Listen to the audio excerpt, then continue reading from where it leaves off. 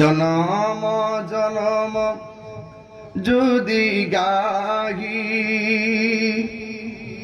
তোমার মহিমা গাওয়া শেষ হবে নাহি।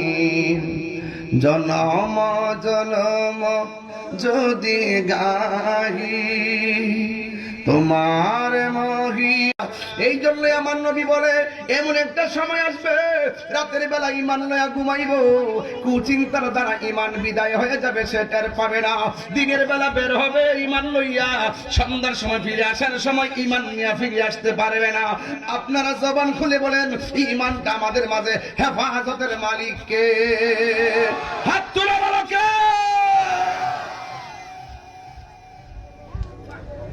এই জন্য আল্লাহ বলেন যারা ইমানদার হবে, ইমানদারদের জন্য আমি আল্লাহ রাব্বুল আলামিন ওই জান্নাতের ভিতরে তাদের পায়ের নিচে জান্নাতের নহরগুলা বিছায় রেখেছি। আহা,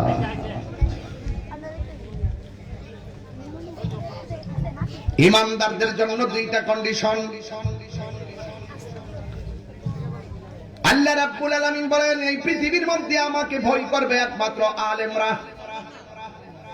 তার মানে যারা মাথায় ফাগড়ি লাগাইছে, বড় বড় লেকচার দেয়, তারা আলেম নয়। তারাও আলেম, কিন্তু তাদের বাইরেও আলেম আছে। একটা সিংড়িওয়ালাও আলেম। আমরা আলেমের সংজ্ঞা ভুলে গেছি। একটা সিংড়িওয়ালাও আলেম, অটো দিয়া রিকশা অটো চালাই সেটাও আলেম। হইরে এলেম অনেক প্রকার, এলমে যাহির, এলমে বাতিল, এলমে শরীয়ত, এলমে তরিকত, এলমে হাকিকত, এলমে মারফত, এলমে বায়ান, এলমে তাসাব্বুর, এলমে তাসদিক, সব কিতাবের মধ্যে পাওয়া যায়। কিন্তু এমন একটা ইলম আছে যেটা স্বয়ং আল্লাহ রাব্বুল আলামিন তার পক্ষ থেকে মানুষের সিনায় ঢাইলা দেয়। এই জন্য ওই ইলমটা যখন ঢাইলা দেয় কিসের দ্বারা? কয় সোহবতের দ্বারা। যদি তুমি না জানো, যে জানে তার কাছে যাও। তার কাছে যাওয়ার পরে জানতে জানতে জানতে জানতে আল্লাহর ওলিদের সোহবতে থাকতে থাকতে আমার আল্লাহ বান্দার প্রতি এমন রাজি হয়ে যায়, এমন একটা ইলম সিনার মধ্যে ডাইলা দেয়। এটা কুরআন পড়া জানতে হয় না, এটা হাদিস পড়া জানতে হয় না। ওই ইলমটা যখন আল্লাহর পক্ষ থেকে মানুষের সিনায় ডাইলা দেয়, ওই মানুষটার বান্দা থাকে না, আমার আল্লাহ মানুষটারে বন্ধু বানায় নেয়।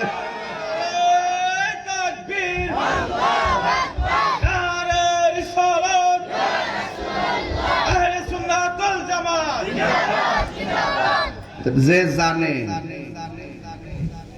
মাদ্রাসার বান্দা তো যায় নাই, মাদ্রাসার গেটও যায় নাই, এমন অনেক আল্লাহর ওলি আছে না নাই? এটা কিসের দ্বারা? মহব্বতের দ্বারা। কিসের দ্বারা? মহব্বতের দ্বারা। যে মহব্বত বড় ভিন্ন জিনিস রে বাবা, মহব্বত বড় ভিন্ন জিনিস। এই জন্য আল্লাহ রাব্বুল আলামিন